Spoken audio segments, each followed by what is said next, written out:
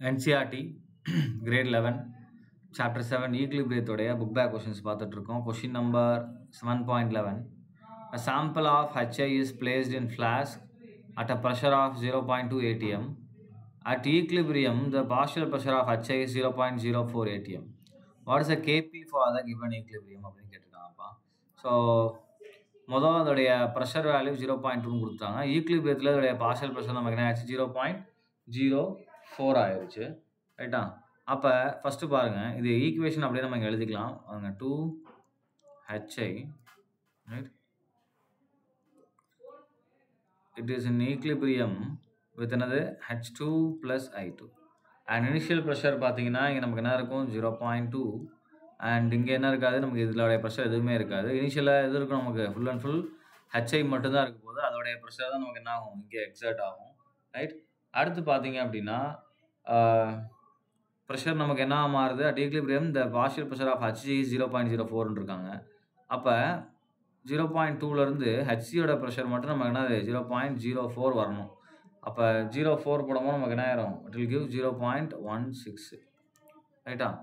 So இது என்னது நமக்கு அவனிங்க equilibrium partial pressure of HI is 0.04ன்னு கொடுத்துருக்காங்க. So pressure of HI that is 0.04 அப்படின்னு கொடுத்தாங்க.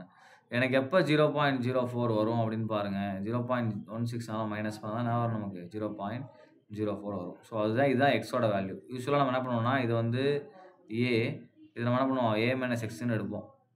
ரைட்டாப்பா? சப்போஸ் இது நான் 1ன்னு எழுதிட்டு இதை ஹாஃப், இதையும் ஹாஃப்னு வச்சோன்னா நேரம் நமக்கு இது ஏ மைனஸ் எக்ஸ்ன்னு எடுப்போம். ஸோ ஏ மைனஸ் எக்ஸ் போடும்போது நமக்கு என்ன வரணும், இந்த வேல்யூ வரணும்.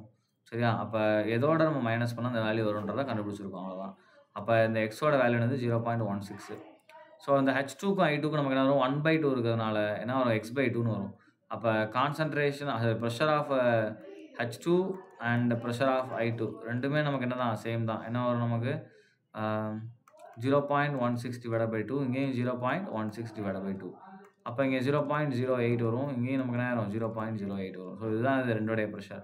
ரைட்? இப்போ என்ன கேட்டிருக்காங்க, நமக்கு கேபி கேட்டிருக்காங்க. அப்போ கேபிக்கு என்ன ஃபார்முலா, மேலே இருக்கிறதுக்கே நீங்கள் எழுதுங்க, ஒன்றும் பிரச்சனை இல்லை. அப்போ என்ன வரும் நமக்கு, H2 concentration of H2 into concentration of I2 divided by concentration of HI the whole square.